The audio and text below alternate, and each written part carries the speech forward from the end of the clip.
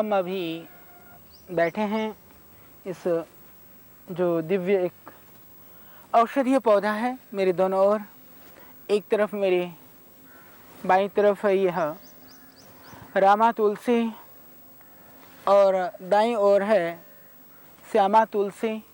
इसको हम लैटिन नाम जो इसका जो बॉटनिकल नाम है ओसिमम सेंटम के नाम से जानते हैं और इंग्लिश में इसे होली बेसिल बोलते हैं। और यह हमारा सौभाग्य है कि आज यह तुलसी पौधा देश के हर कोने में उपलब्ध है। शायद ये उपलब्ध होने के पीछे जो मूल कारण है हमारी जो इसके पीछे जुड़ी हुई धार्मिक भावना। हमने तुलसी को जीवित रखा एक देव के रूप में, हमने इसको बचाया एक देवता समझ करके। निश्चित रूप से ऋषियों को इसके दिव्य गुणों का पता था, इसके अंदर वह दिव्यता छिपी हुई है और ऋषियों को यह भी बोध था कि तुलसी के अंदर जो दिव्यता है वह काल समय आने पर वह दुनिया के सामने प्रकट होगा। जब प्रकट होने का समय होगा तो कहीं यह तुलसी हमारे बीच में से समाप्त न हो जाए, इसीलिए ऋषियों ने तुलसी को विष्णु का अवतार कहा, विष्णु का रूप कहा, देवी कहा। इसीलिए हमने श्रद्धा से अपने घर आंगन में उसको लगा करके उसकी रक्षा तो की, पर उस देवी से, वो विष्णु रूपा उस भगवान दिव्य गुण वाले उस देव औषधीय देव से हम लाभ न ले पाए। आज सारी दुनिया जानती है कि धरती के अंदर एक ही ऐसा पौधा है, मैं समझता हूँ कि जो मनुष्य जाति के लिए सर्वत्र, कम से कम अपने देश में सर्वत्र सुलभ और सर्वगुण संपन्न यह बहुत सुगंधित, सुंदर और पवित्र पौधा दूसरा नहीं हो सकता।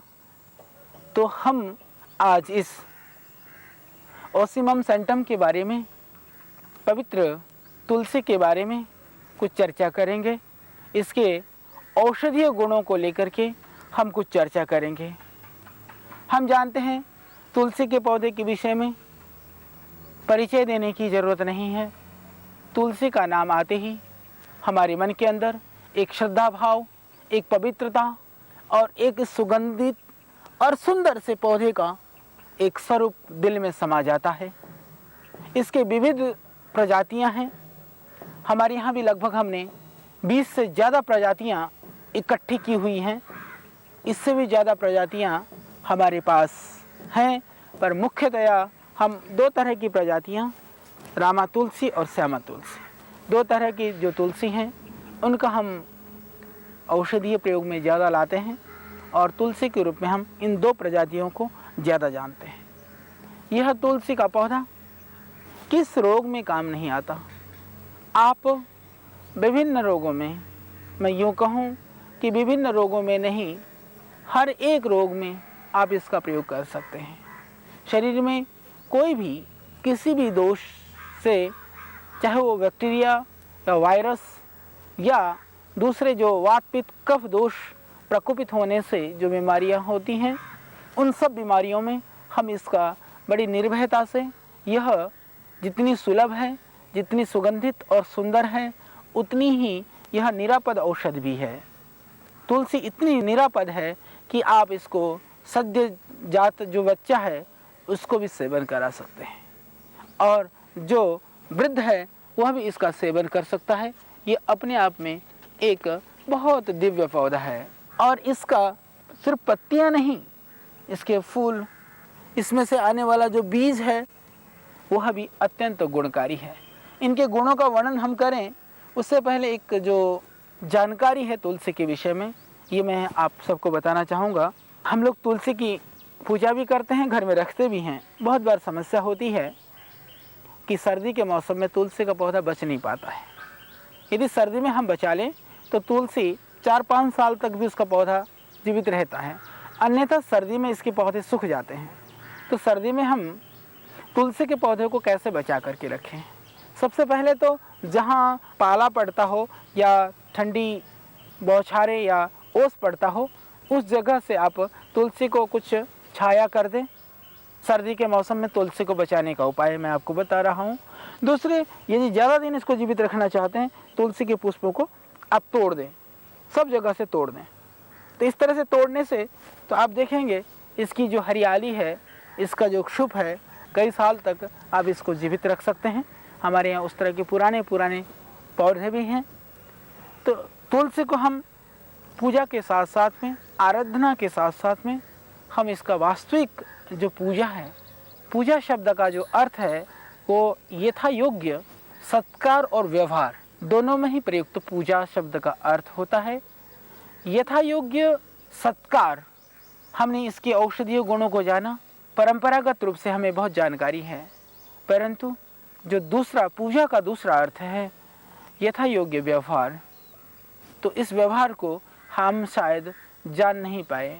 संपूर्णतया जानना चाहते हैं तो यथा योग्य व्यवहार भी हमें करना होगा, इसका अपने जीवन में, आचरण में हमें लाना होगा और इसका प्रयोग करना होगा। तो निश्चित रूप से यह हमारे लिए देव से भी बढ़कर के लाभकारी होगा, कल्याणकारी होगा। तो आइए चर्चा करते हैं कुछ तुलसी से निराकरण होने वाले कुछ रोगों के संदर्भ में। हम यदि देखें कि आज बहुत ज़्यादा महामारी की तरह से कुष्ठ रोग इस समाज में फैल रहा है। कुष्ठ रोग का जो मेन कारण है उसमें हम समझते हैं आहार की असुचिता, शुद्ध आहार न मिलना, दूषित जल और नानाविध आजकल की जो सौंदर्य प्रसाधन की जो वस्तुएं हम प्रयोग करते हैं, उसकी वजह से त्वचा रोग या कुष्ठ रोग जैसी भयानक बीमारियां हो जाती हैं। कुष्ठ रोग को दूर करना चाहते हैं, बहुत सरल उपाय है। आप तुलसी के 5-7 पत्ती तोड़ करके 2-4 पत्तियां इसमें नीम की भी डाल सकते हैं, प्रातःकाल पीस करके और खाली पेट नियमित रूप से सेवन करें। आप देखेंगे त्वचा संबंधित जो विकार है वो दूर हो जाएगी और दाद है, खाज है, उसको आप दूर कर सकेंगे। तो उसके लिए आप तुलसी के पत्तों को प्रातःकाल पीस करके इसका सेवन करें। और जो इसका दूसरा प्रयोग है, तुलसी के पत्तों को पीस करके आप रस निकाल लें, रस निकाल करके थोड़ा उसमें नींबू का रस मिला लें। तुलसी के पत्तों का रस, 4 भाग आप नींबू का रस, 1 भाग तुलसी का रस, इसको मिला करके जब वो एकदम अच्छी तरह से दोनों रस मिल जाए, फिर आपको जहाँ दांत, खाज, खुजली में लगाते हैं, आप देखेंगे कि बहुत जल्दी आपकी त्वचा इसे सुंदर बन जाएगी, उसके अंदर जो विकार है वो दूर हो जाएगा। हालांकि हम लोग दिव्य कांति लेप करके एक चेहरे की सुंदरता के लिए, कांति के लिए बनाते हैं, वह भी लाभकारी है, परंतु उससे कहीं ज़्यादा आप पाएंगे सिर्फ तुलसी और नींबू के रस को मिला करके बनाया हुआ जो उबटन है, जो रस है, जो औषधि है, उससे आप अपनी सौंदर्य को बढ़ा सकेंगे।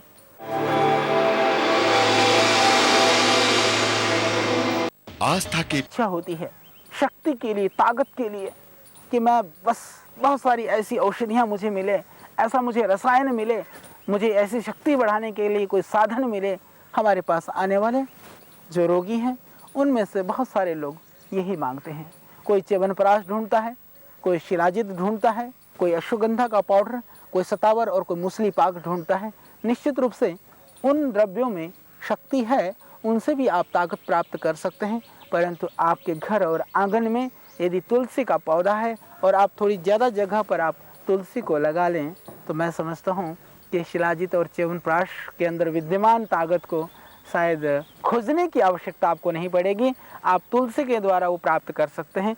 तुलसी के बीज के अंदर वह शक्ति है, वह क्षमता है कि यदि आप तुलसी का 100 ग्राम लगभग आप बीज के अंदर आधा किलो मिश्री पाउडर करके दोनों को पीस करके मिला करके रख लें और नित्य प्रति सुबह शाम 1-1 चम्मच आप दूध से ले लें, तो ये अत्यंत पौष्टिक है, शक्तिवर्धक है। ये आपकी कमजोरी को और परेशानी को, क्षीणता को, वो किसी भी तरह से क्यों ना आई हो, आजकल जो हमारे युवा वर्ग है वह बहुत तरह के व्यसनों में फंस करके, दुर्गुणों में फंस करके दुर्व्यसनों में वह अपने जीवन को जब लगाता है, थोड़े दिन बाद वो महसूस करता है कि अब यह जीवन बिल्कुल जीवन से निराश हो जाता है। तो निराश होने की ज़रूरत नहीं है, अपने कर्म को सुधारें, सुंदर बनाएं और आप इस तुलसी के द्वारा तुलसी के बीज और मिश्र को पीस करके उसका आप प्रातः सायं सेवन करें। यह एक निरापद, दिव्य और सर्वत्र सुलभ। यदि आपके घर में तुलसी का बीज ना भी मिले तो आप पंसारी के यहाँ से, बाज़ार से भी प्राप्त कर सकते हैं। यह आपके लिए एक दिव्य टॉनिक के रूप में, एक दिव्य औषधि के रूप में आपके लिए बहुत यह लाभदायक एक दवाई है। इसको आप ज़रूर इसका आप सेवन करें, इसको आप अपना सकते हैं। इसके अतिरिक्त यदि बालों में जुएँ हो जाए, है छोटी सी समस्या पर बड़ी खतरनाक है, बड़ी परेशानी होती है और माताओं बहनों को तो विशेषकर, बच्चों को भी, उनको बड़ी कठिनाई होती कि क्या करें। आप तुलसी के पत्तों को पीस करके इसका रस यदि आप बालों के जड़ में लगाते हैं तो इससे बालों के जुएँ भी ख़त्म हो जाती हैं और इससे बालों की जड़ें भी मजबूत होती हैं। तो इसके लिए आप इसका प्रयोग कर सकते हैं। ये निश्चित रूप से बहुत निरापद और लाभकारी प्रयोग है। और इसके अतिरिक्त आज महामारी की तरह से शिरोरोग, माइग्रेन, हेडेक बहुत बढ़ रही है बीमारियाँ। आदमी बहुत परेशान है। जब सर दर्द होता है तो कैसा महसूस होता है, यह सिर्फ सर दर्द वाला ही बता सकता है। हमने ऐसे ऐसे रोगी देखे जो दीवार पर सर पटकते हैं, देख करके बड़ी दया आती है, बहुत कष्ट होता है, पर आप उस समय लाचार हो जाते हैं, आप कुछ नहीं कर पाते हैं। आप इंजेक्शन, पेन किलर, इस तरह की औषधियाँ दे करके भी कई बार उस पीड़ा से, उस कष्ट से उसको आप मुक्त नहीं करा पाते हैं। उस समय पर सिर्फ यदि आपके घर आंगन में तुलसी है तो वह एक दिव्य औषधि का काम करती है। बहुत सरल है, आपको कुछ नहीं करना। इनके कुछ अच्छी सी पत्तियों को तोड़िए, इनको साफ़ करिए, इसके रस को निकालिए और आप 4-4 बूंद नाक में डाल दीजिए। आप देखेंगे जो सर दर्द है, जब दवाई अंदर तो दर्द एकदम समाप्त, मैं यूँ कहूँ कि दर्द बाहर। इतनी यह लाभप्रद है। इसके अतिरिक्त यह स्मरण शक्ति के लिए, याददाश्त के लिए 4-5 पत्तियों को पीस करके नित्य प्रति प्रातः काल यदि थोड़ा मन करे उसमें मधु मिला करके, शहद मिला करके, हनी के साथ आप उसको चाटें, खाली पेट सुबह ले लें तो आप देखेंगे आपकी स्मरण शक्ति इससे एकदम प्रबल होने लगेगी। तो आइए इस तुलसी के पवित्रता के साथ इसके गुणों को समझ करके हम संकल्प लें कि देश में, घर और आंगन में, आंगन और पड़ोस में, ऑफिस और सड़क में, जहाँ भी आप जाएंगे, आप इन तुलसी पौधों को देख करके, मुस्कुराते लहलाते पौधों को देख करके आपका दिल प्रसन्न हो। इस दृश्य को देखने के लिए आप सब जगह तुलसी के पौधों को लगाएंगे। इन पौधों को लगा करके आप रोग मुक्त होंगे, आने वाली पीढ़ियां बीमारियों से रहित होंगी और आपको आशीष देंगे, आपको शुभकामनाएं देंगे सभी लोग। तो सभी लोग हम संकल्प लें कि आज से इस औषधीय गुण को जान करके, इस औषधीय गुण के प्रयोग को जान करके रोग मुक्त होने के अभियान में हम एक कड़ी के रूप में शामिल होंगे और जहाँ भी हो सकेगा, जितनी भी हमें जगह मिलेगी, स्थान मिलेगा, हम वहाँ पर तुलसी के पौधों को ज़रूर लगाएंगे। या आप गमले में लगा सकते हैं, घर में लगा सकते हैं। तुलसी यदि घर में है तो आदमी पीड़ित नहीं होता है। इसीलिए हमारी हिंदू संस्कृति में, वैष्णव परंपरा में इसकी बहुत महत्ता गाई गई। वो लोग इसको कंठ में धारण करते हैं। कंठ में धारण करने से भी यह तुलसी आपकी इस रूप में रक्षा करती है कि दूसरे जो रोग हैं, बीमारियां हैं, उनको बचा करके ये रखती है। इसकी जो सात्विकता है, पवित्रता है, वो निश्चित रूप से आपको रजोगुण में, तमोगुण में जाने से रोकती है। क्योंकि जितने भी भयानक कर्म होते हैं, दुष्कर्म होते हैं, पाप कर्म होते हैं, वो रजोगुण, और तमोगुण से प्रेरित होकर के होते हैं। यदि तुलसी का पौधा आपके घर आंगन के पास में है तो आपका जो रजोगुण वृत्ति है, तमोगुण वृत्ति है, घर में शांति होगी, घर में सुख होगा, आपस में प्यार होगा। उस प्यार को बढ़ाना चाहते हैं, घर के सुख को बढ़ाना चाहते हैं, रोग के भूत को भगाना चाहते हैं और दुख और दारिद्र्य को अपने पड़ोस में नहीं लगने देना चाहते हैं, तो आइए तुलसी के बीच में हम रह सकें और इस आनंद को हम उठा सकें और जीवन को आनंदमय हम कर सकें। आइए तुलसी को पहचानें, तुलसी के गुणों को पहचानें और हम सब इस देश को तुलसीमय बना दें।